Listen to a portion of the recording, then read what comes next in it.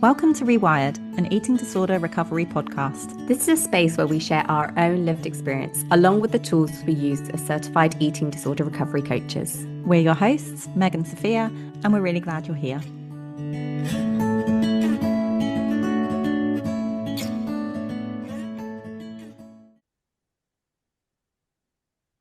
Hello, everybody. Welcome back to the Rewired podcast. We're so excited today because we have an incredible guest. We have Dr. Vicki Mountford from Sage Clinics in Dubai. Welcome, Vicki. Hi, really good to be here. Thank you for asking me. We're so excited to have you. You're absolutely incredible. We've known you for a few months now from having mutual clients with Sage Clinic, which is honestly such an amazing clinic, amazing team, so knowledgeable, and really do care about their clients. The topic we're going to be covering today is about supporting families and parents where they have a loved one who has an eating disorder. And this is actually a topic we've been wanting to do for such a long time, but we've really wanted the right person on to talk about it. And you really are that person. It is so difficult for families when their loved one is suffering. And we do know there are people who listen to the podcast who are in that situation. So, really hoping this podcast is going to be hopeful, supportive, and give them some tools to work with so that they can support their loved one through this. But maybe to start with, Vicki, could you introduce yourself? Tell us how you got into this space working with people with eating disorders and specifically supporting families. I'm British, I'm from the UK, and I trained and worked for about 15 years with people with eating disorders before I moved to the UAE. And when I was in the UK, I worked at the Maudsley Hospital, which is one of the most well-known eating disorder centres in the world, and was involved there in quite a bit of research, developing and trialing treatments for people with eating disorders. And I actually moved to Abu Dhabi before I moved to Dubai, so I've been in the UAE for about 6 years now. I think we all recognize that eating disorders are incredibly persistent and challenging disorders. And I'm always full of admiration for individuals and their families on the recovery journey because it's so tough and demanding. And I think, an individual with anorexia once said to me, it's the loneliest place to be because no one can fully understand it. And that has always stuck with me. So I think for me, it's always incredible to see how much individuals grow as they recover and who they go on to become. So that's why I'm kind of really passionate about working with people with eating disorders. Beautiful. It really is such a transformational thing to see somebody at the start of their journey and the end of the journey. So I can see why you were drawn to that. Absolutely. Yeah, so true. Like everything in their life changes, doesn't it? It's not just your relationship to food, like friendships, hobbies, interests, your relationship to yourself, your body. There's so much to it. Completely. And you'll hear people or their parents saying, I think transformative is a really good word, like I'm just living a different life now. And it makes such a big difference for people when they get to that stage and then they can see that all the hard work has been worth it. Yeah, true. Yeah, it can be long as well, can't it? Like it's not a quick fix, but the change is actually incredible that can happen. Yeah, definitely. And thinking about family support, parental support in eating disorder recovery. So for a parent who has a child with an eating disorder, why are they so kind of crucial to the treatment and to supporting, even if the individual, like the child, adolescent, has a treatment team in place, why are parents still so important? This is a great question. And actually, the parents or the loved ones are absolutely crucial in recovery. What we know is that generally we get better outcomes if we can keep a young person at home rather than needing to admit them to a hospital. That means that we avoid disrupting life as much as possible. So if you think about it, if a young person comes for therapy or dietetic support, maybe 1 or 2 hours a week, there are still 167 hours in the week. And that's a lot of meals and a lot of snacks where they need support. So we actually like to see parents as our co-therapists. And in the main treatment model, family-based treatment, what we're doing is we're working to empower parents to support their child to recover. We don't want to see ourselves as a therapist who comes in magically to fix the young person or the family, because actually that's not going to work.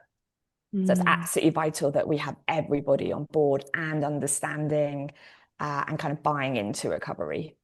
Yeah, that's so empowering, actually, realizing that the role that parents have and how they can actually really support their children. And because you can feel very disempowered when your child has an eating disorder, like, I don't know what I'm doing. And there can be I imagine a lot of criticizing yourself and wondering if you're doing the right thing, but actually realizing that your child is in the front seat of their recovery, you're right next to them, and then you've got the therapists and the dietitians around you to support you in doing that is a very empowering way to look at it. Mm. Yeah, I think that's a great analogy, and that's what we're trying to do. And often I think that's a bit of a shift to a parents, Mm. because I guess typically we're used to going to a doctor, and the doctor says do this, Mm. and you go away and you do that. But actually, Yes. really seeing yourself as the co-therapist Mm. is crucial. I Mm. guess also though that that you're the person next to the driver as well. You're not the driver yourself, because as a parent, like Sophia and I both have three small children at home, so we kind of like tell them this is where we're going, get dressed, da da da, But you can't completely do that, can you? You can't be like a complete enforcer. Yeah, exactly. So you've got to kind of build that motivation and that reason for it as well. And Mm. often we want to talk about, when we talk about support, like how do we gently bring someone alongside us? So I like to use the analogy of, walking up a hill. Can't push someone up the hill all day. We need to walk alongside them and support them. Mm. Mm. Amazing. That, yeah, That's help them to do it. that's Exactly. lovely. That's Also, such a what nice. you're saying about how many hours there are outside of the therapy room, like eating disorder recovery is so active, isn't it? It's every meal, every snack, what you're doing in between, the not compensating around it, not balancing things, not undoing things. Like it really is. It's Like people, 24/7. yeah, people say to me, it's like Yeah. a full-time job recovering from an eating disorder. Absolutely is. Mm. Yeah. And that's a really great way of thinking about it, because it needs to be everybody's priority. It cannot be, oh, we're going to take you to the therapist for 1 hour a week and hope that you're going to recover. Mhm. Actually, everybody needs to be thinking about this as the priority. Mm. And with some families, we'll talk about, is there a parent that, can you talk to work? Because I think you're going to need to significantly reduce your hours, or even maybe have a sabbatical from work to help your child recover, because Mm. it requires that much time, energy, and yeah, to be the priority. Mm. Wow. Mm. Yeah, it's so tough. It is really difficult for parents, but seeing that as, hopefully, if that's a possibility for you, as an investment in your child's future and Mm. getting in there earlier so it's not prolonged. Mm. Yeah, that's And really important. and obviously it must be so overwhelming for parents. I could probably speak to my mum and she'd be happy to say, like, she would have felt totally overwhelmed at the idea of like where to go, how to support me. She really didn't know what would have been the best route to take. So how do you support parents in knowing what to do, getting confident in their role? And you've got an amazing animal analogy that you use with parents too. So maybe you could share that with us. Yeah, so the first thing I say is that it's really normal to feel scared and unsure. This is probably one of the hardest challenges that you're going to face in life. And I Mm. like to say that your role is to help your child understand that you take eating disorders very seriously, and you will do whatever it takes to help them recover. Mm. However, it is really natural when we feel scared, worried, or frustrated to have a variety of unhelpful responses. So this might include getting angry, or wanting to avoid or gloss over the problem. And I think eating disorders are really excellent at creating chaos and disharmony. And Mm. often parents will say how close they were to their child before the eating disorder, and then how the eating disorder has created a lot of tension in the relationship. So I think a really helpful motto to remember is the 4 Cs. So when you talk to your child, we try to stay compassionate. Underneath that rage or that refusal, they're going to be absolutely terrified. We want to stay calm, because actually, if we can stay calm, that can help the young person manage their anxiety. If everybody gets anxious, that's only going to exacerbate the situation. We have to try and react really thoughtfully to our child's distress. Consistency. Um, so if we can help with consistency, that makes it a lot easier for the young person, because often it's hard to take in information when we're anxious and we're doing something really scary. So if things are predictable, that really helps the young person. And Mm. collaboration. So you mentioned the eating disorder team just now. So working together with your young person, school, professionals, all kind of in harmony. And I often like to add in a fifth C, which is curiosity. So Mm. trying to understand your young person's point of view. What are they struggling with at this moment in time? I Mm. think it's really important to say no one gets it perfect. and every child is different. So it's going to take time for everyone in the family to figure out how best to support the young person with anorexia. Mm. So you mentioned the animal analogies, which were developed with Professor Janet Treasure, who I used to work with in London. And I can really recommend her book. I'm sure you guys both know it, but Skills-Based Caring for a Loved One with an Eating Disorder. So as I was saying, when you have a child with an eating disorder, it leads to very strong emotional and behavioral responses. And one of the things we do is we use animals to represent this. So for example, when we feel really overwhelmed, we might want to stick our head in the sand and avoid the problem. We see this as the ostrich. But what happens is that when we do this, it lets the eating disorder go unchecked. And your child may believe that you don't really see the eating disorder as a problem or that big a deal. Another example might be a rhino, where we rush in and attempt to use kind of force or logic to win the day. And this often means, this often means that we end up in an argument and then the temperature just rise. And actually, we all know, the more we argue, the more resistance we're likely to face. Using a rhino approach doesn't really work either. So there's a few different animals like that. Sorry, just on that as well. I feel like a lot of people say it to me when they're eating, as soon as there's stress around, it makes eating even harder. Like when you feel stress, you want to clamp down and like, I'm going to restrict, I'm not going to eat. It's because it's like the conditions aren't perfect to be able to eat. And if your system's feeling even more stressed, then it's like, I don't know, you just really, really don't want to eat in those situations. Absolutely. So that just really allows anorexia to come to the fore. And so parents will say everything was fine, and then we got to a meal time. That's because it's the most anxiety-provoking time. And often what I'll say to parents, is if you're getting the battle, if you're hearing anorexia, that's a sign that what you're doing is right. We don't want to be that ostrich where we put our head in the sand. We do have to stand up to anorexia. But the way that we want to do that is use an inspirational animal. So for example, the dolphin. So if you imagine a dolphin, it's kind of always swimming alongside us, just nudging us along, or it's swimming ahead to kind of show us the way. So of course, we can all be all of these animals at any point in time, but I actually think it's a really helpful way to reflect and start conversations. So we've got other animals like a kangaroo, a jellyfish, a terrier. So what we might say to the young person is, or to the parent, when they're telling me about, a difficult situation over the week, is what animal do you think you are most like then? Is there a different way? And I think that just takes the heat out of it a little bit. And everybody knows what we mean when we say rhino or ostrich. That's a really nice way of externalizing it, maybe not feeling that shame, that worry, feeling like you're part of another group of parents, carers as well that go through similar things.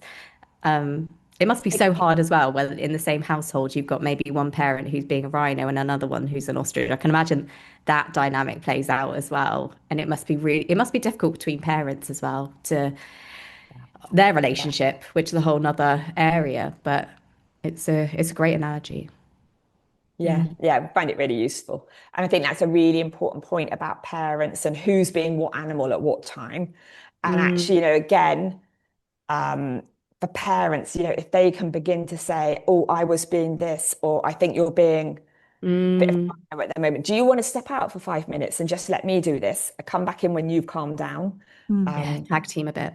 Yeah, exactly. Because it's so difficult, and everybody's emotion is really high when it comes to meal times. Yeah, absolutely. Are there ways to build skills in different animals? Like, okay, I was a bit too rhino. This is what looks like a rhino. I could do less of that. I could be more dolphin by doing this. Exactly. So I think the 4Cs are really a good way of doing that. But, taking a step back, and that's where actually I always love that curiosity. So if we can kind of understand what's going on for our young person at that point, it is going to make us much more empathetic and much more in dolphin mode. So for example, actually, if we can understand that for the young person, suddenly the eating disorder voice has got really, really loud and it's like blocking out you as a parent, then we know that we want to come back down, validate all those emotions, actually just be alongside our young person help them to understand why they're feeling so anxious. So I might say something like, oh, it sounds like, or I'm wondering if your eating disorder voice just got really loud in your head right then. What is it saying to you? And the young person is probably going to say, it's saying that I'm not allowed to eat this. I've eaten too much already today. And then we can, again, in a very calm manner, perhaps remind them, oh, this is what you talked about with Vicky, or this is the plan we've got. Let's just stick with the plan. So we want to try and take a lot of the heat out of the emotion.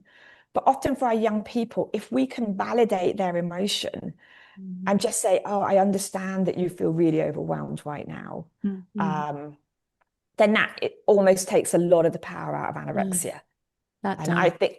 I think one of the things that's often difficult for young people, is when parents really struggle to understand how scary it is to eat. And we get that thing with people just saying, well, why don't you just eat? Or it's only a sandwich. It's not going to make you fat. And, what we really want to try and do is just put ourselves in the young person's shoes and help them realize that we understand how scared they are right that time. That validation piece is so important, actually, because you can feel like nobody understands you. That adds to that loneliness you were talking about. So actually saying like, right, I'm right next to you. I understand, I empathize with what you're going for, and I'm still going to help you get through this is powerful. Really is. Because I think what often happens for parents is they're panicking so much about getting the meal finished and their young person eating it all that they miss out that validation stage. And this is often where that rhino comes in, where it's like, this is what we agreed, this is what you said you were going to do, just eat it. And actually, if we can go back to that validation stage, often by that point, the young person is feeling much more supported, much more understood, and then they have the courage to kind of pick up the fork and keep going. But I think it's a really natural thing to miss out that validation phase because we are feeling so anxious about making sure that our child has that meal. And of course, parents have many competing demands. So they're probably thinking, after this, I need to help my other child with their homework or so on. But actually, that validation stage is crucial. Can the parents help with like building up the voice on the other side as well, or the reasons, the motivation on the other side? So the child's hit with, this is why I can't do it eating disorder wise. Is there a way to be like, but here's why you want to do it life wise kind of thing? Like this was your motivation, this is your why, the thing that you can't connect to in that moment. Maybe you could away from it, but as soon as the food's in front of you, it's like out the window. Yeah.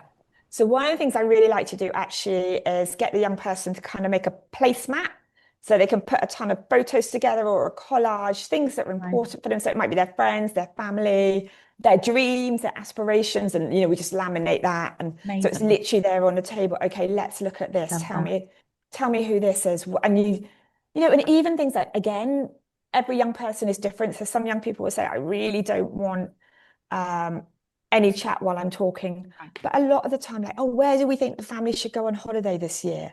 Or what are you interested in? So I think keeping that focus broad. And again, I think we can talk about what is it that we want to say back to the eating disorder voice. You're a bully. I don't want to listen to you.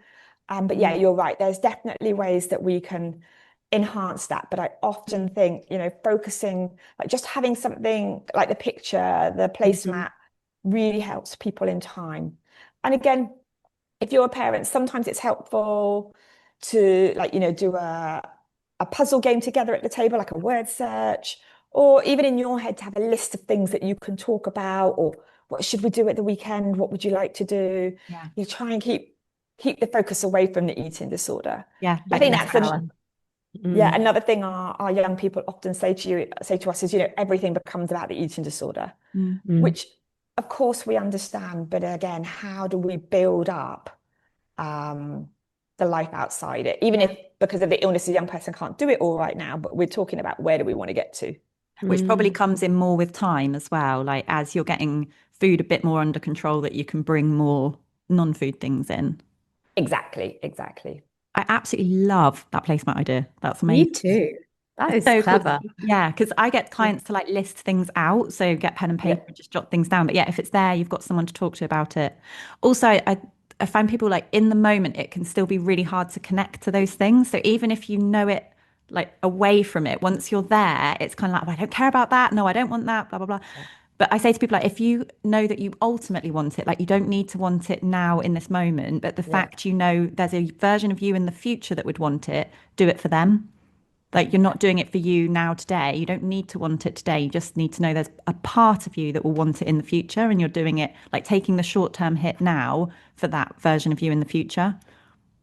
Yeah, I think that's great. And I always think with eating disorders, we talk about short-term pain for long-term gain. 100%. Like you say, it's Mm-hmm. really hard right now, but think about you when you get to university. You'll be so glad you did it now. Yeah, what would Exactly. future you thank you for? That kind of thing. Yeah, that's such a Yeah. great question. Yeah. Do parents ever have like a list of prompts kind of thing, like with their child, this is a helpful question that they can kind of like go through during a mealtime? I think that's a great idea. You could definitely do that. So particularly if you find it hard to remember, and quite often what we do is, okay, the rhino in you wants to say this. What would the dolphin say? So that Mm. would be a great thing about Mm. like, what are the future oriented questions? Let's talk about those. Yeah, love that. Okay. And so when a child is like with food, challenging something, whatever it might be, and they're very like overwhelmed, panicked, shut down, maybe crying, tantrum. I definitely tantrumed as a teenager, as an adult, even. How can parents help to like deal with that like really, really intense emotion? Yeah. So I'm going to come back to the four C's, specifically stay calm and compassionate. But also, as I was saying earlier, this is a great time for parents to practice validation. And what I mean by that is the recognition and acceptance of your young person's experience as understandable.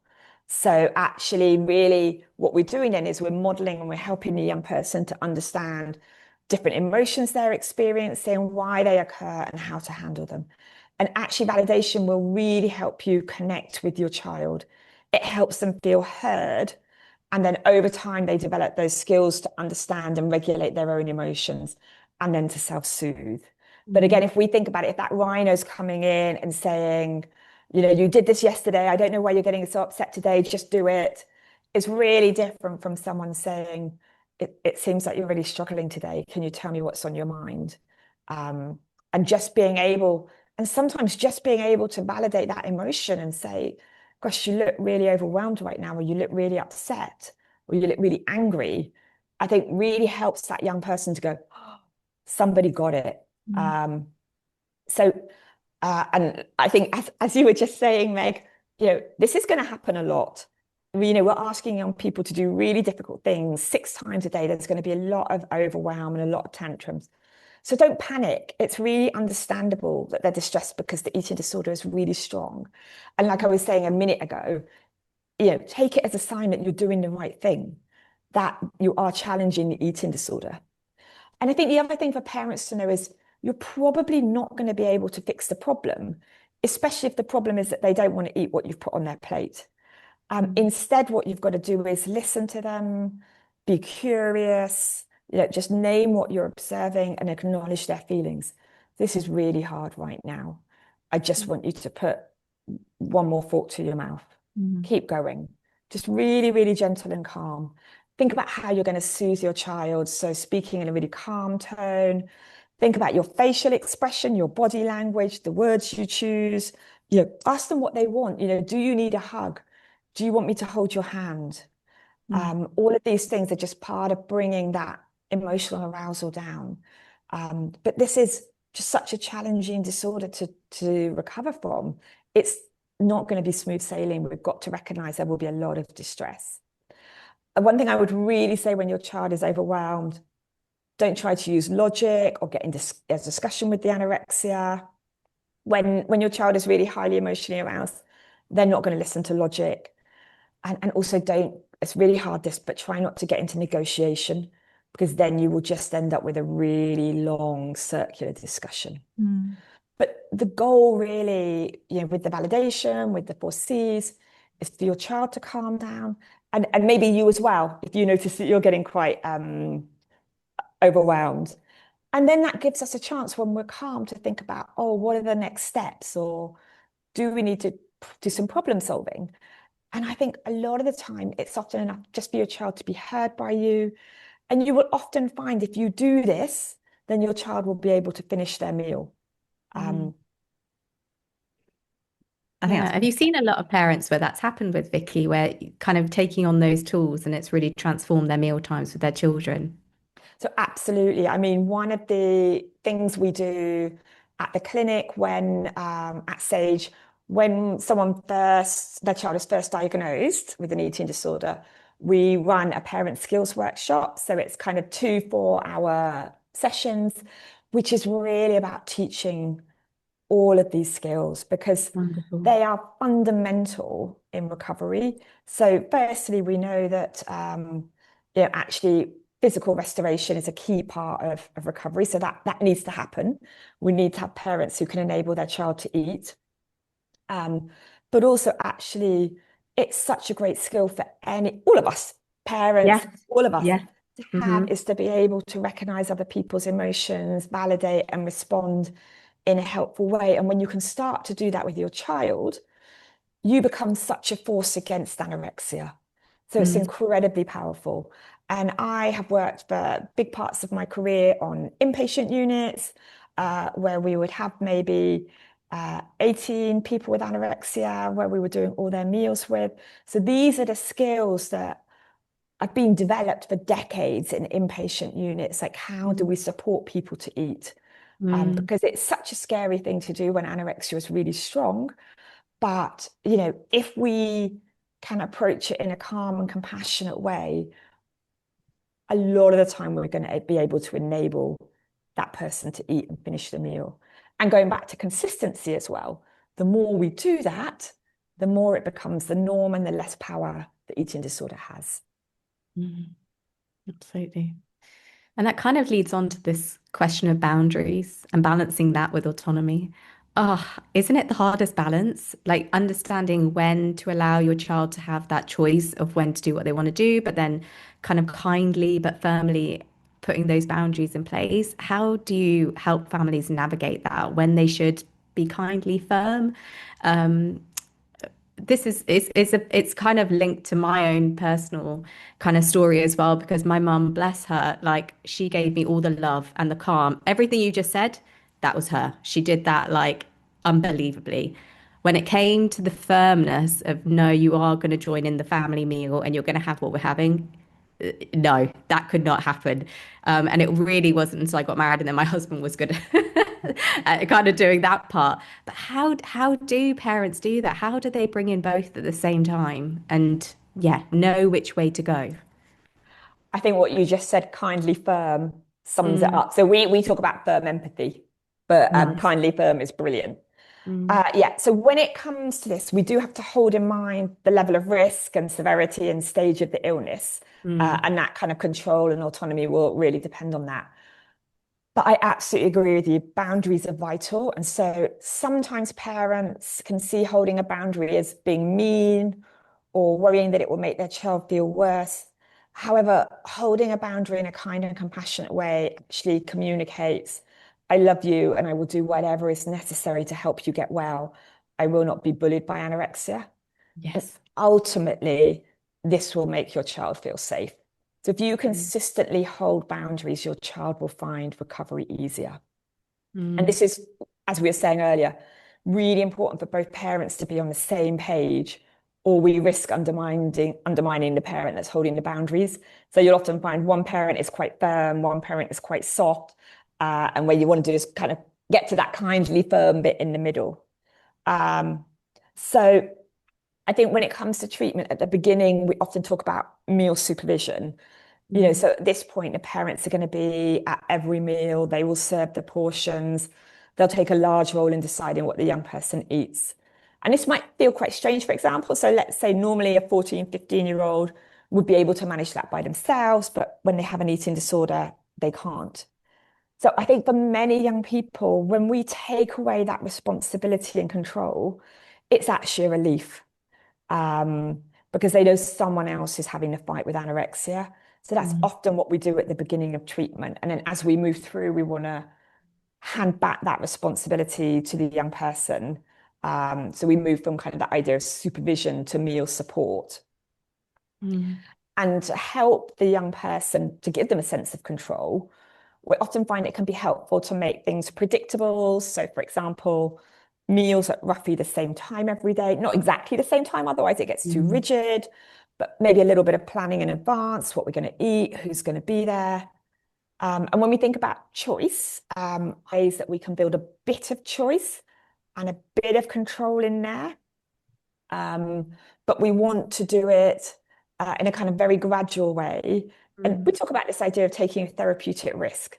So as the young person moves through the illness, we begin to give them more autonomy. For example, having a snack out with friends or beginning to serve their own portions.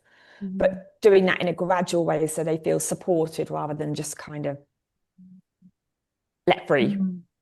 Yes. What a difficult balance as well, like when the right time is for things and trialing. I guess bringing the young person along as well, like, how are you feeling about this? Do you feel ready? What was your experience of doing it? That kind of thing. Yeah, absolutely. And we also know that anorexia can be really sneaky and manipulative. So, the young person can think they're ready for something, and then gradually anorexia sneaks back in. So we need to be very alert for that. And then we have some young people where maybe actually they're very anxious about taking more responsibility back. And we have to gradually build up their confidence and their support that they can manage to fight anorexia Yeah. I think without someone there all the time. Yeah, even if you focus on why you want to do that, like, no, I want to be a person that's able to eat on their own. I want to be able to be out with friends and grab food. I want to be in school and be able to get my own lunch. Like, because in the moment you're flooded by all the reasons why you don't want to do it, but there is a version of you that does want to do it. So like trying to tap into that and bring that into the moment and then align your actions to that. Like, you don't have to want to do it now, but if you want to be able to do this in the future, like, this is the step to take to get there, kind of thing. Absolutely. And, thinking about that idea of choice, out of the things you just said, Meg, which would be most important? Is it being able to, have your lunch with your friends at school? Is it being able to go out with your mum for a coffee and your snack at the weekend? Where are we going to focus our goals right now to get you where you want to be? Yeah, love that. Love that. Yeah. Also, I was going to share what you're saying about having the control taken away from you in the beginning and that being a relief. Even as an adult, I did that in my recovery. My husband took over total control of food. Like, he decided what we were having, he bought it, cooked it, portioned it, handed it to me.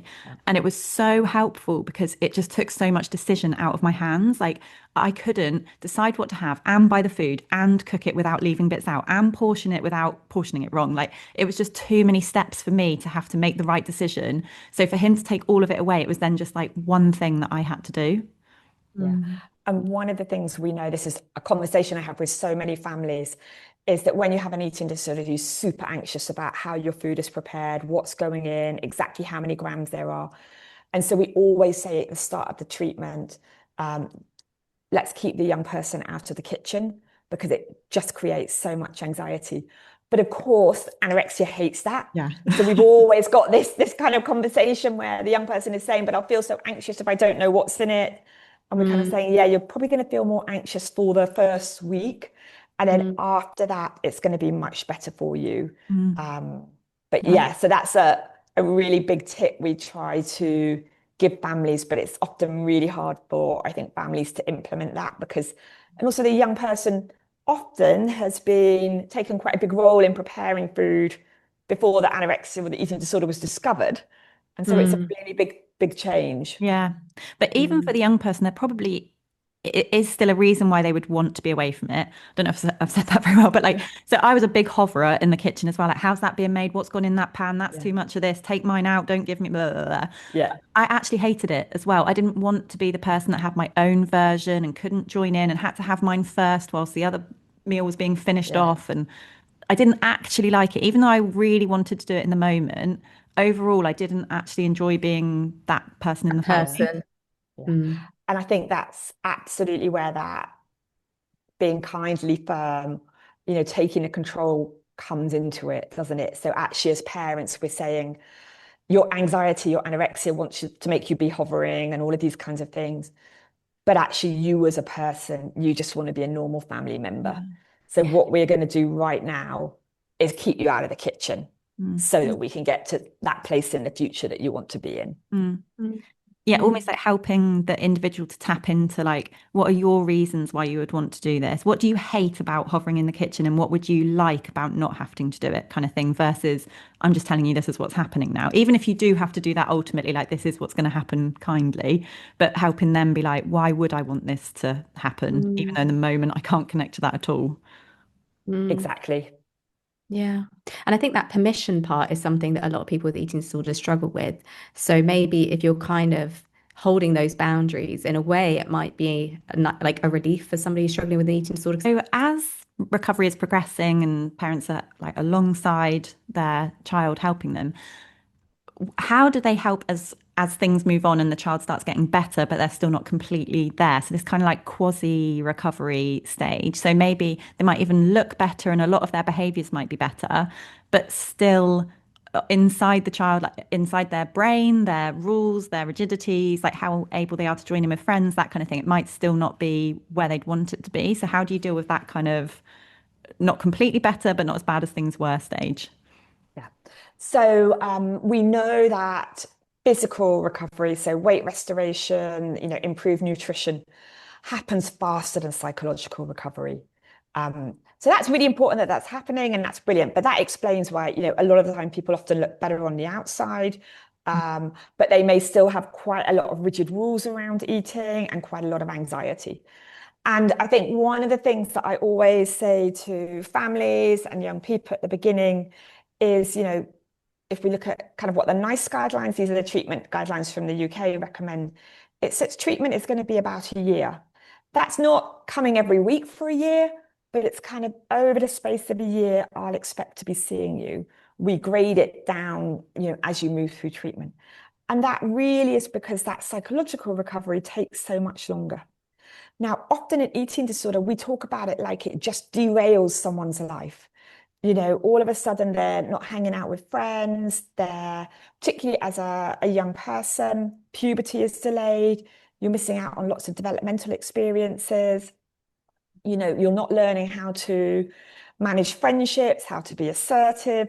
All of these kinds of things are kind of on hold while the eating disorder is in place, because we know that eating disorders tend to make people very withdrawn and isolated and completely focused on food shape and weight. So all of this work needs to happen during that recovery phase. How do I handle, and even how do I handle going back into my friendship groups? How do I get back into my dreams and my aspirations? And I think, again, really important point that you made, how do we complete that psychological recovery from anorexia? So we never talk about a number or a weight as being the only sign of recovery. It needs to be all of these other things. So can I feed myself in a way that gives me enough energy to live my life? Can I eat a wide range of foods? If I go, am I okay with that? I'm not going to start panicking. I'm not still controlling my environment. So I think it's really important that we say to parents and the young person that this is a normal stage of recovery, but we need to keep going. And this is also, I think, why we need to kind of make sure that we eradicate all of the eating disorder rules. I think sometimes families might be like, well, they look okay now and they're much happier. It's okay. It doesn't really matter if they won't eat this or this. But no, actually, we really want to go for full recovery. And that's also important so that we decrease the risk of relapse afterwards. But I think it's really important to have these kind of conversations, because often a young person is really worried that when they gain the weight, everybody will think it's okay. They will stop paying attention or worrying about them. Or sometimes we see that for some young people, maybe they were quite depressed before their anorexia developed or worried about a lot of